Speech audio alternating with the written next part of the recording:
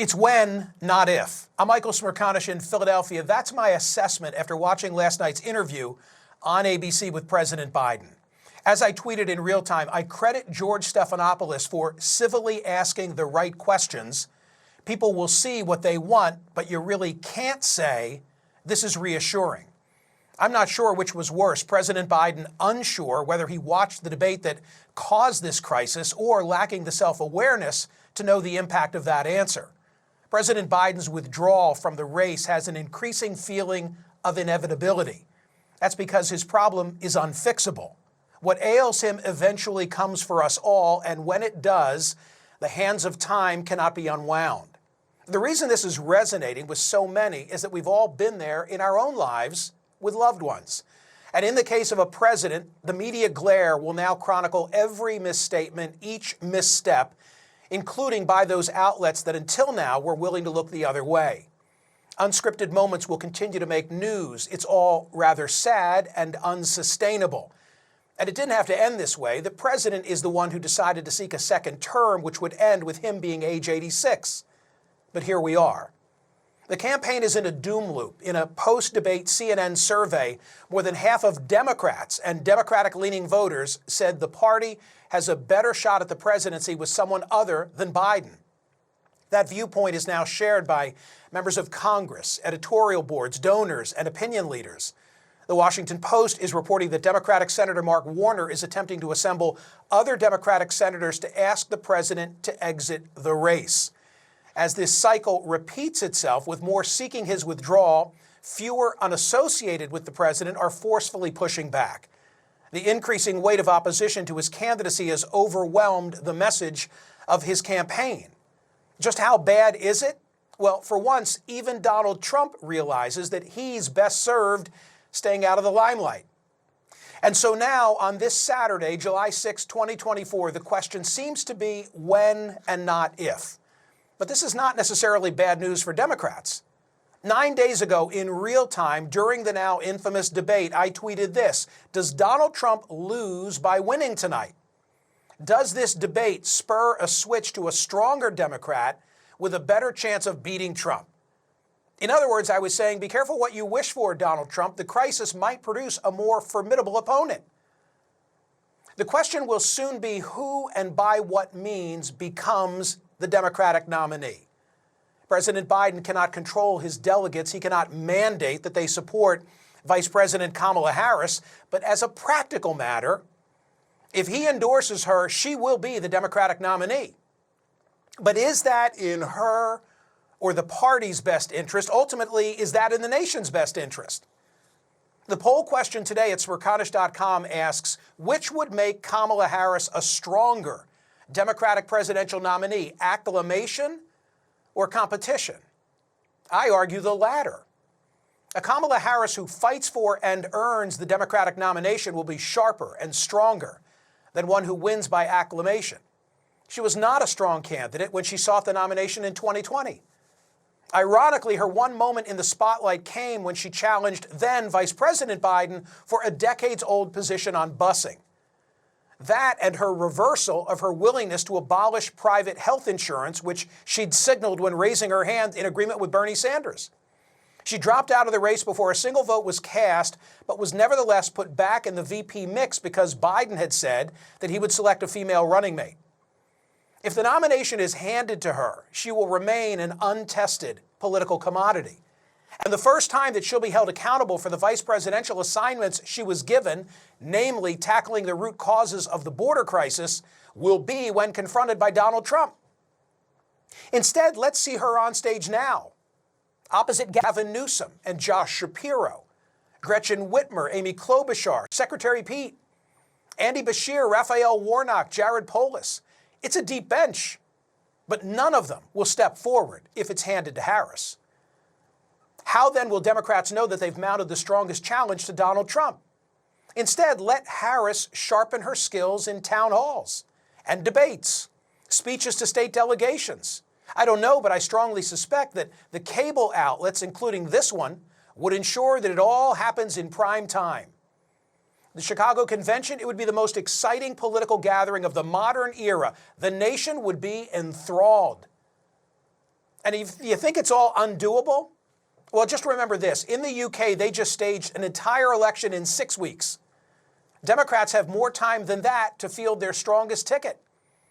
But it should come from a contest, not an anointing.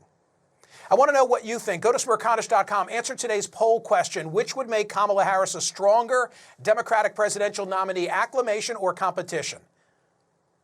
Of course, not everyone thinks that Biden should go. Stuart Stevens is a former Republican strategist and consultant. He worked on 5 presidential campaigns, including George W. Bush and Mitt Romney. He's now a senior advisor to the Lincoln Project. He argues in The Atlantic that the push to oust Biden is ridiculous, pointing to Biden's record as president as saying far more about his fitness to serve than a 90-minute debate ever could. Meanwhile, Pulitzer Prize-winning historian Anne Applebaum says it's time to roll the dice. In her piece in The Atlantic, she argues there's too much at stake for Democrats to stick with a fading candidate. Both join me now. Stuart, good to have you back.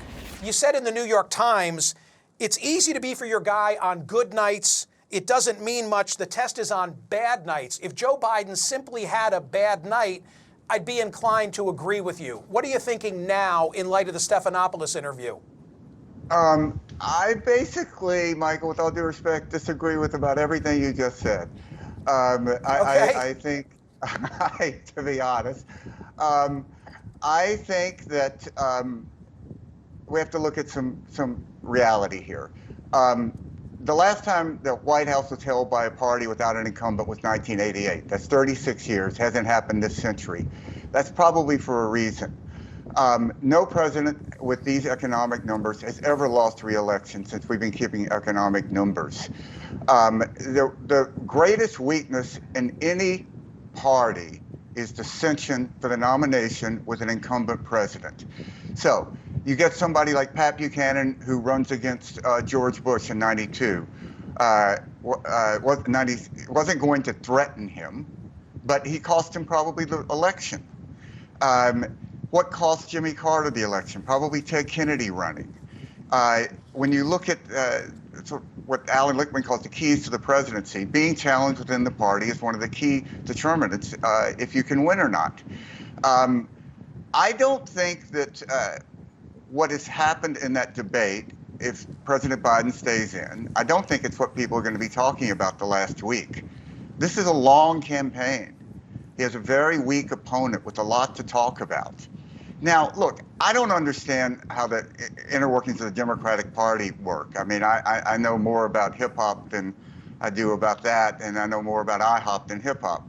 But it seems to me that there is no reason based upon that not to continue to support what has been, I think, fair to say, the most successful first-term president since World War II.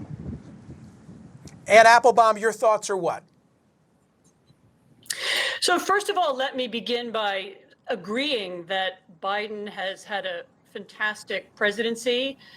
His list of accomplishments is long. I've just come from England, where it's clear there that the United States has leapt ahead almost all other developed countries in speed of growth since the coronavirus pandemic.